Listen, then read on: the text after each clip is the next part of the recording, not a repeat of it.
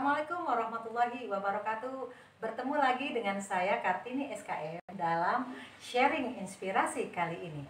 Semoga teman-teman semua sehat dan bahagia. Teman-teman, apa sih arti rezeki itu? Banyak orang yang mendefinisikannya hanya dalam bentuk uang. Padahal pengertian rezeki itu banyak sekali dan lengkap.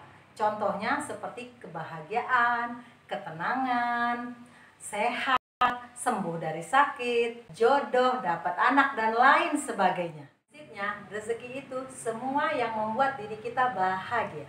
Yuk kita pelajari bagaimana cara agar rezeki datang menghampiri hidup kita.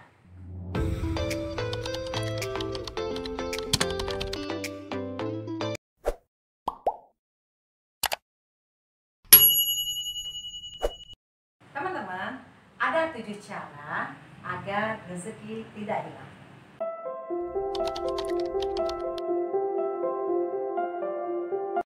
Manusia adalah tempatnya salah dan dosa karena tidak ada manusia yang sempurna. Oleh karena itu, banyaknya dosa akan menghambat datangnya rezeki kepada kita. Minta ampun adalah cara yang tepat untuk menunjukkan rasa penyesalan atas dosa dan maksiat yang pernah kita lakukan.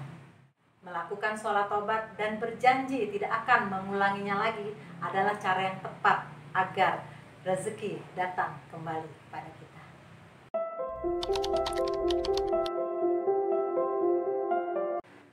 Banyak orang yang lupa bersyukur atas nikmat yang diterimanya selama ini.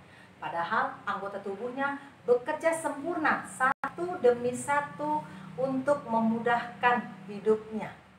Rezeki yang Allah beri dalam bentuk bisa melihat, bisa berjalan, bahkan organ tubuh kita seperti ginjal bisa melakukan fungsinya dengan baik. Bayangkan jika ada salah satu anggota tubuh yang tidak bekerja, maka betapa hidup ini terasa ada yang kurang. Ketika penglihatan kita terganggu, mungkin mata kita kena katarak atau kena penyakit yang membuat kita buta atau tidak melihat. Betapa berharganya harta dan uang yang melimpah yang selama ini kita miliki. Kita telah menghirup oksigen selama ini dari mulai lahir sampai saat ini. Kalaulah oksigen itu berbayar, berapa hutang yang harus kita bayar kepada Tuhan? Tapi Tuhan tidak ingin kita berbayar.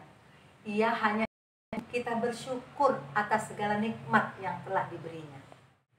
Orang yang selalu bersyukur tidak sempat berkeluh kesah atas ujian yang datang menghampiri hidupnya.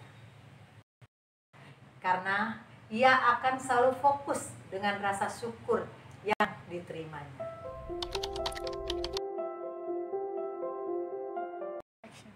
Kejujuran wajib dimiliki oleh siapapun, baik perkataan ataupun perbuatan. Tidak kejujuran akan menghambat setiap rezeki yang datang.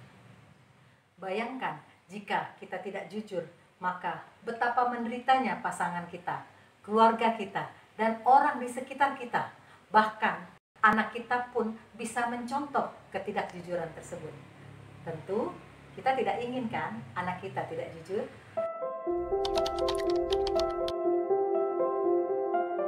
Sebuah teko yang berisi segelas kopi, maka ia akan mengeluarkan kopi, bukan air putih atau susu. Begitu juga dengan isi pikiran kita. Ia akan mengeluarkan sesuai dengan apa yang kita isi selama ini. Ketika kita mengisi pikiran kita dengan hal-hal yang positif, maka kita akan melakukan hal-hal yang positif. Maka dari itu, yuk kita jaga pikiran kita, hanya kita isi dengan hal-hal yang positif. Bayangkan jika kita mengisi isi pikiran kita dengan hal-hal yang negatif, contoh misalnya saat kita mengatakan bahwa diri kita adalah orang yang tidak mampu, saya bodoh, saya punya keterbatasan, saya orang miskin, dan segala macam kata-kata negatif, maka apa yang kita hasilkan? Kita juga otomatis akan melakukan hal-hal yang negatif. Kita tidak melakukan sesuatu yang baik. Maka hati-hati dengan perkataan kita. Ketika kita selalu berkata negatif, maka hasilnya akan negatif. Sama seperti diibaratkan seperti laptop. Laptop itu kalau apa yang ada tertulis di situ, maka yang terpancar di papan adalah tulisan apa yang ada di laptop. Maka hati-hati dengan pikiran kita. Ketika kita berpikir hanya negatif, maka yang keluar negatif. Ketika kita berkata yang positif, berpikir yang positif, maka hasilnya pasti akan positif. Demikianlah sharing kita kali ini. Sampai ketemu lagi pada sharing berikutnya. Salam cerdas.